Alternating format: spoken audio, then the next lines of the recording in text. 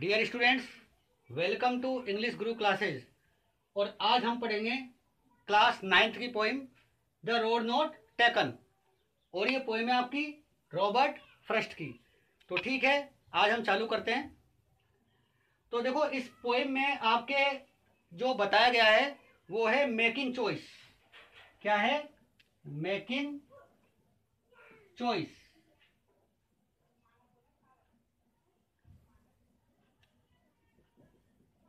कभी कभी एक सिचुएशन में हमें ये चॉइस करना पड़ता है कि हम किस रास्ते की ओर मुड़ें और किस रास्ते की ओर ना मुड़ें। तो ये हमारे लिए एक चॉइस की समस्या हो जाती है। तो आज इस पोएम में ये बताया गया है। तो देखो, सबसे पहले हमने इसकी वर्ड मीनिंग लिख रखी है। वर्ड मीनिंग, तो वर्ड मीनिंग आपकी देखो यहाँ पर है डाइवर्ज। डाइवर्ज का मतलब होता है अलग अलग दिशाओं में जाना। यहाँ पर रोड से दो जो अलग अलग दिशाओं में जा रही है उसके बारे में बताया है। उसके बाद में देखो येलो वुड। अब येलो, येलो का मतलब पीला और वुड का मतलब जंगल। तो जंगल तो पीला होता नहीं है, तो पीली पत्तियों के कारण वो जंगल हमें पीला दिखाई पड़ता है। उसके बाद है लॉन्ग। लॉन्ग का मतलब लंबे लंबे समय तक। लॉन्ग का यहाँ पर मीनिंग है लंबे समय तक। ठीक है। और उसके बाद में है स्टूड। स्टूड का मतलब खड़ा रहा। खड़ा रहा। ठीक है। उसके बाद में है आपका डाउन है सामने। डाउन का मतलब नीचे होता है वैसे, लेकिन यहां पर सामने है। एज फॉर एज, जहां तक हो सकता है। ठीक है। और बेंट का मतलब मुड़ी, मुड़ना। और उसके बाद है अंडर ग्रोथ। अंडर ग्रोथ का मीनिंग है झाड़ियों का झुरमुट। ठीक है। तो अब देखो ऊपर आ जाइए, हम पोइम पढ़ते हैं। यहां पर two roads diverge in a yellow would. इसका मतलब है कि लेखक जो है वह ऐसी जगह पर खड़ा हुआ है जहां पर दो सड़कें हैं और दोनों सड़कें अलग अलग दिशाओं की ओर जा रही है। इन अ येलो वुड। येलो वुड का मतलब एक जंगल जिसकी जंगल में पत्तियां पीली पीली है और जंगल पीला दिखाई पड़ रहा है। इसका मतलब हम इसको बोल सकते हैं कि ये जो यहाँ का वेदर है वो ऑटम सीजन हो सकता है।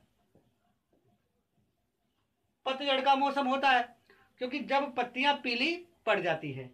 तो टू रोड्स, दो सड़कें, diverge in a yellow would, लेखक वहां पर खड़ा हुआ है। दो सड़कें जंगल में अलग अलग दिशाओं में जा रही है। मतलब वह जहां पर खड़ा हुआ है वहां पर दो रास्ते हैं जो अलग अलग दिशाओं में जा रहे हैं। एंड सॉरी, और मुझे दुख है। देखो यहां पर सॉरी का मतलब दुख, लेकिन यहां पर वो कंफ्यूज है। सॉरी का मतलब यहां पर हम कंफ्यूज लगाएंगे। कंफ्यूज ज्यादा सुटेबल वर्ड है। तो एंड सॉरी और मैं कंफ्यूज हूं या मुझे दुख है, जो भी यहां पर वर्ड सुटेबल लगेगा देखना। I could not travel both, कि मैं दोनों रास्तों पर यात्रा नहीं कर सकता। मैं दोनों रास्तों पर यात्रा नहीं कर सकता। एंड बी वन ट्रेवलर, और मैं अकेला ही यात्री हूं। मैं अकेला ही यात्री हूं। लॉन्ग आई स्टूड, और लंबे समय से मैं यहां पर खड़ा हुआ हूं। कवि यहां पर कह रहा है कि मैं अकेला यात्री है। एंड बी वन ट्रेवलर, मैं अकेला हूं। एंड लॉन्ग आई स्टूड, और लंबे समय से मैं यहां पर खड़ा हुआ हूं। एंड लुक्ड डाउन, और मैंने देखा बहुत दूर तक। Looked down, looked down as far as I could, और मैंने वहां तक देखा जहां तक मैं देख सकता था। To where it bent in the undergrowth, और वहां तक देखा उसने जहां से वो सड़क झाड़ियों के झुरमुट में जाकर मुड़ गई। तो ये आपकी पोएम है। एक बार मैं वापस इसको रिपीट कर देता हूं। Two road diverge in a yellow wood, एक जंगल में लेखक खड़ा हुआ है और वहां दो सड़कें हैं, दो अलग अलग दिशाओं में जा रही है। एंड सॉरी, और मुझे कंफ्यूजन है, मुझे दुख है कि मैं दोनों सड़कों पर यात्रा नहीं कर सकता। एंड बी वन ट्रेवलर, क्योंकि मैं अकेला ही यात्री हूं। मैं अकेला यात्री हूं जो लंबे समय से वहां पर खड़ा हुआ है, क्योंकि वो चॉइस कर रहा है किस रास्ते पर जाए।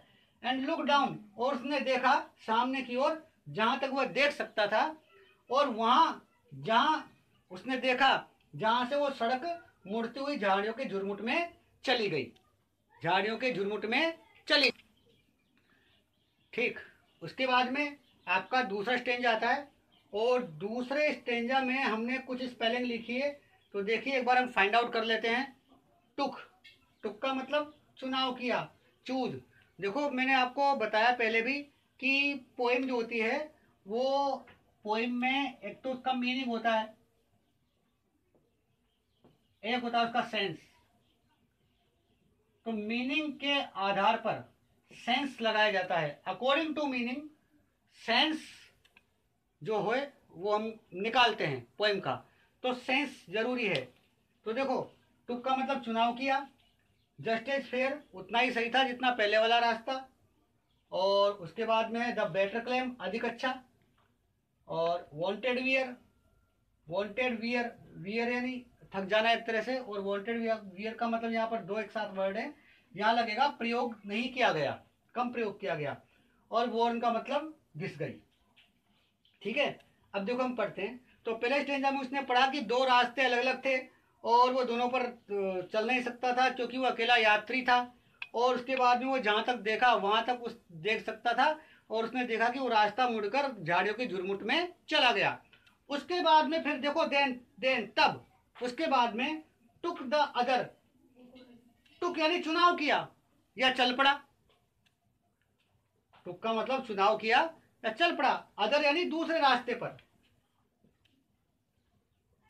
दूसरे रास्ते पर, फिर वह दूसरे रास्ते पर चल पड़ा, जस्ट एज फेयर जो बिल्कुल पहले जैसा ही था, and having perhaps the better claim, और शायद शायद उसे लगता था कि वह अधिक अच्छा था, बेटर क्लेम अधिक अच्छा था, जिस रास्ते पर वो चला वो पहले जैसा ही था, बट हैविंग परहैप्स लेकिन शायद वह अधिक अच्छा था, बिकॉज क्योंकि it was greasy and wanted wear, क्योंकि यह घास से भरा हुआ था, ग्रेजी घासदार, घासदार, या अपन यू कहें इसका ग्रेजी का,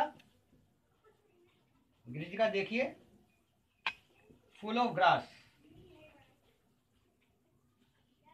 देखिए फुल ऑफ ग्रास, घास से भरा हुआ, तो इट वॉज ग्रेजी ये घास से भरा हुआ था, एंड वांटेड वियर, और वांटेड वियर मतलब इस रास्ते का प्रयोग कम किया गया था, दो यद्यपि as for there the passing there, जहां तक बात है जो गुजरने वाले लोग थे, पासिंग देयर वहां से गुजरने वाले लोग थे, हेड वॉर्न देम, वॉर्न का मतलब घिस दिया, जब कोई व्यक्ति घास पर चलता है तो घास दब जाती है, घिसने का मतलब जो घास खड़ी रहती है इस प्रकार से, वो घास इस तरह से झुक जाती है, तो घिस गए।